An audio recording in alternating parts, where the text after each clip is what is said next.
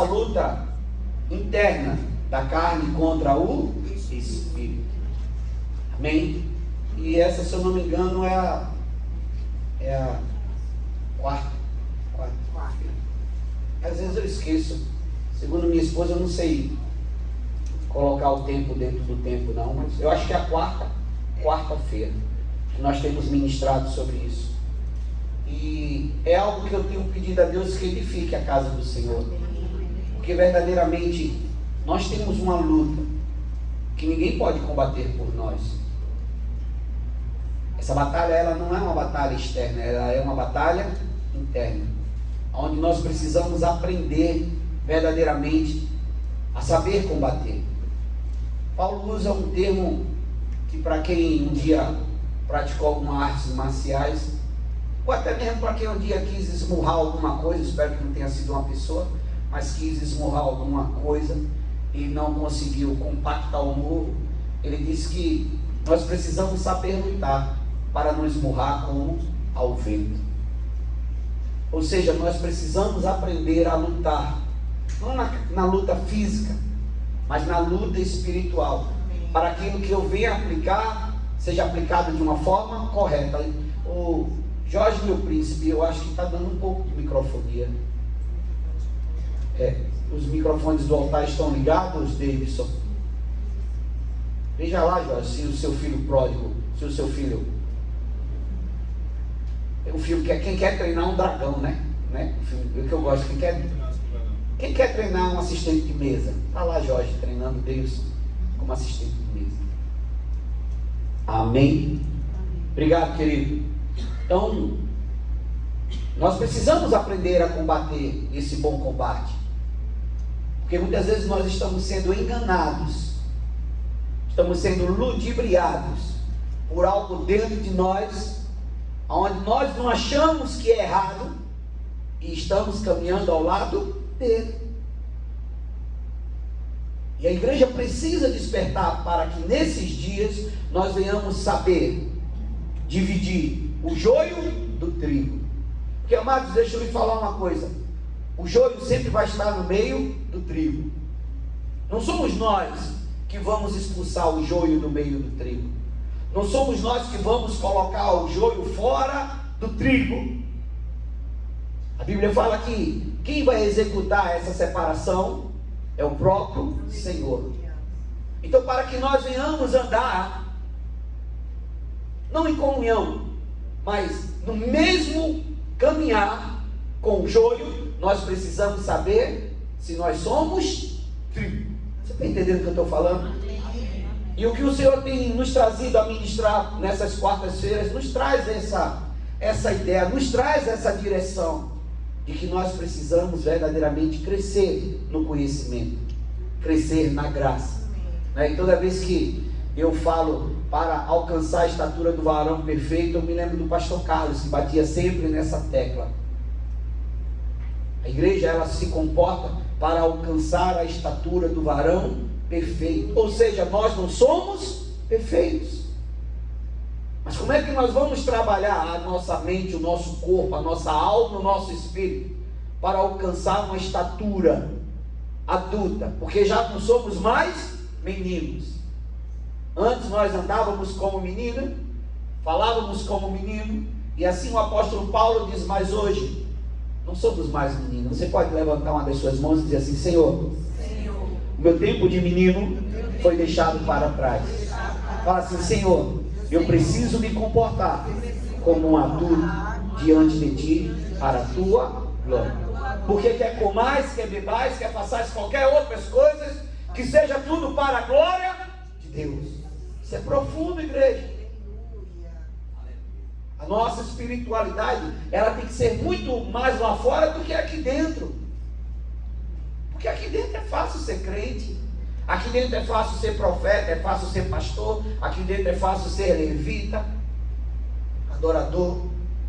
Mas lá fora, no nosso campo de batalha, porque o nosso campo de batalha não é aqui, o nosso campo de batalha é lá fora, é que nós precisamos nos posturar como homens e mulheres adultos do Senhor. Amém? Gálatas capítulo 5, verso 16 do 7 e 17 diz: por isso digo, vivam pelo Espírito, e de modo nenhum satisfarão os desejos da carne.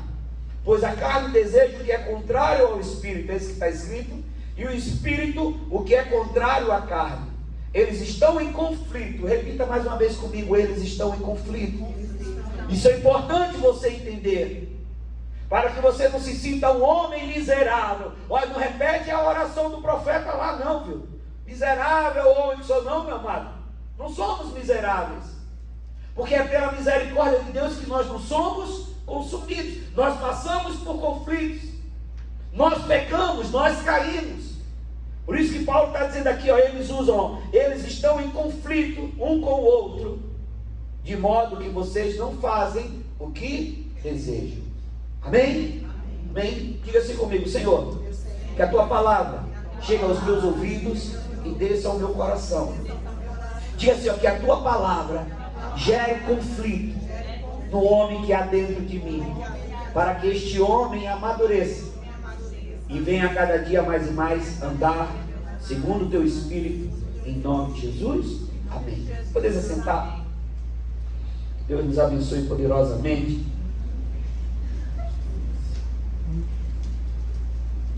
Amém. Gálatas 5, 16, 17. Pois isso digo: vivam pelo Espírito, e de modo nenhum satisfarão os desejos da carne. Semana passada eu falei sobre andar em Espírito. Na outra semana nós falamos sobre andar na carne.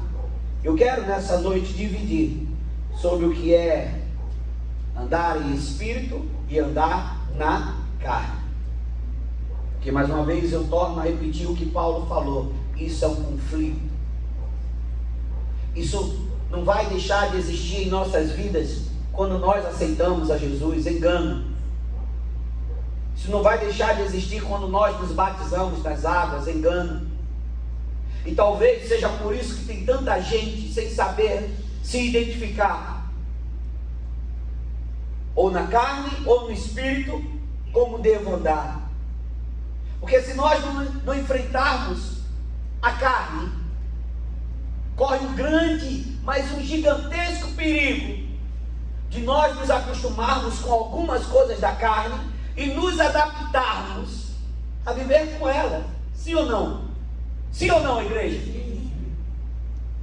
Não sei quantos já tiveram que conviver com uma dor constante.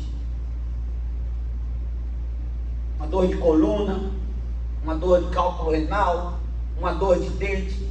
Você já percebeu que nos primeiros dias a dor incomoda muito?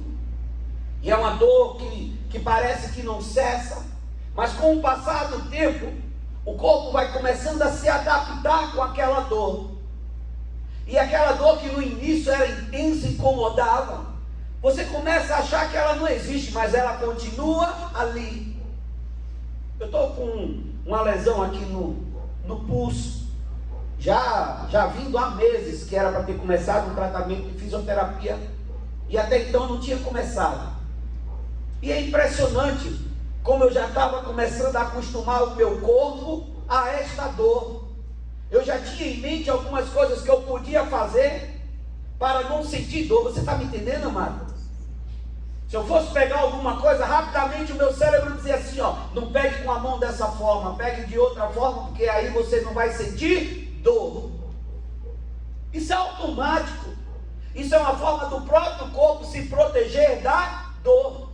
E nós precisamos despertar, porque o espírito e a carne não podem andar junto, como nós muitas vezes andamos com a dor e vamos nos adaptando a ela. Tinha dia que eu acordava com a dor no punho, mas eu sabia que se eu levantasse de vez apoiando o braço na cama, eu sentiria a dor. O que é que eu fazia? Eu sentava do lado da cama sem apoiar a mão, e aquilo já ia me garantindo um conforto que não é bom, porque a dor continua existindo.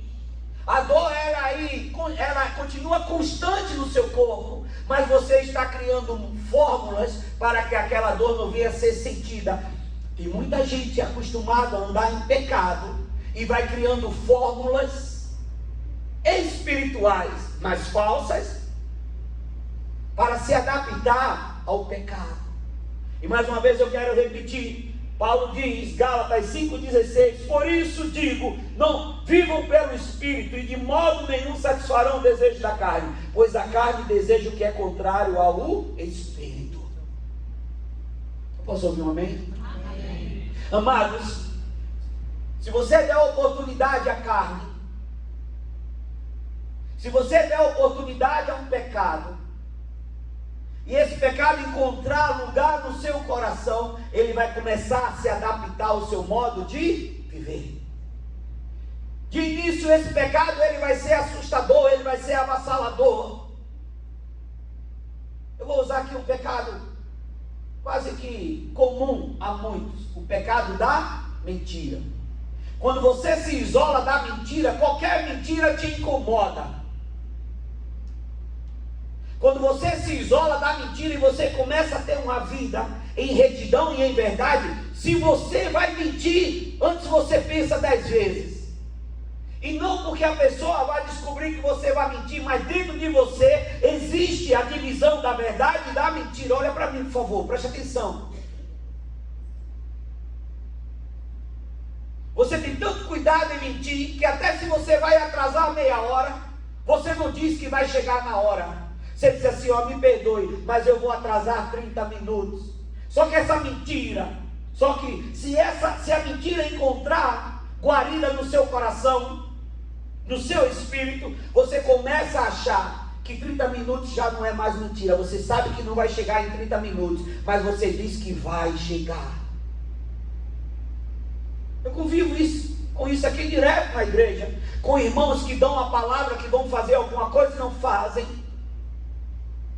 Com irmãos que dizem, pode me esperar que eu vou e nunca chegam. E essas mesmas pessoas já estão acostumadas, amados, a viver deste engano. E deixa eu dizer uma coisa, mentir é tão igual ou pior a se prostituir. Porque quando a mentira, pastor Estela, adentra em nossos corações, e o nosso espírito passa a conviver com a mentira, nós mentimos que nem percebemos. Você já ouviu alguém dizer assim, rapaz, eu conheço alguém que mente que nem percebe. Ou mente que nem sente. Às vezes a pessoa está te contando uma coisa, você sabe que é mentira. E às vezes a pessoa é tão mentirosa que ela vai te contar 3 vezes de forma diferente a mentira. Você já escutou a primeira vez. Sabe que é mentira e a pessoa chega e diz assim, eu juro.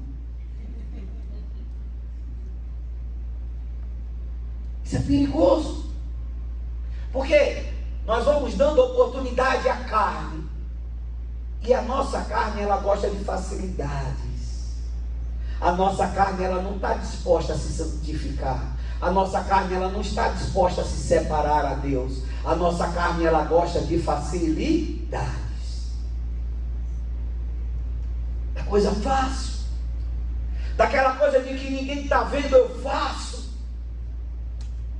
Nós temos vivido uma geração onde a desculpa de muitos para andar no engano é, eu preciso ser feliz.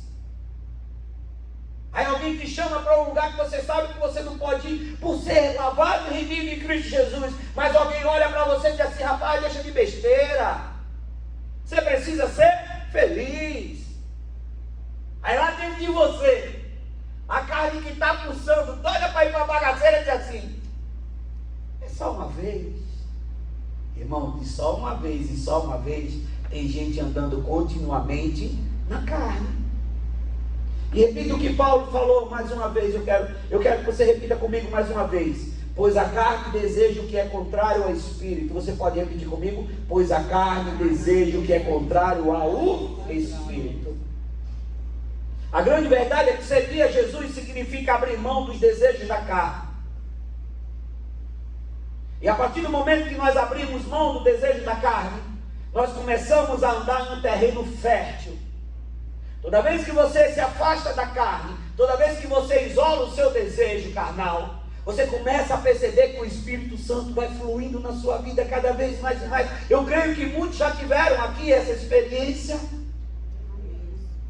Você se sente mais puro, E um sinal, quando você começa a se afastar da carne, é que tudo que tem a ver com o Espírito na sua vida flui mais.